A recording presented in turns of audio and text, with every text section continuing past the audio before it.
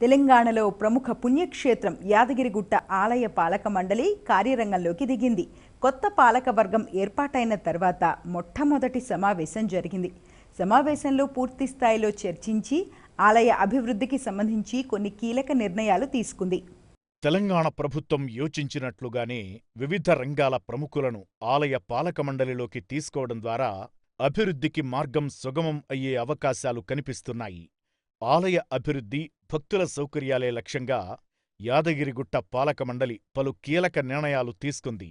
మొత్తం 26 అంశాలకు ఆమోదం తెలిపింది. కొండపై దీక్షాపరుల కోసం ప్రత్యేక మండపం ఏర్పాటు చేయాలని నిర్ణయించారు. నిత్య కళ్యాణ మండపం ఏర్పాటుకు బోర్డు ఆమోదముద్ర వేసింది. మెట్ల మార్గంలో షెడ్లు, వేద పాఠశాల ఏర్పాటు చేయనున్నారు. యాదగిరిగుట్టలో గోశాల, రాయగిరి వద్ద భారీ కమాన్ నిర్మాణాలు చేపట్టాలని పాలక మండలి నిర్ణయించింది. రోజూ 2000 మంది భక్తులకు అన్నదానం అందించేందుకు కీలక నిర్ణయం తీసుకుంది యాదగిరిగుట్ట ఆలయ పాలక మండలి.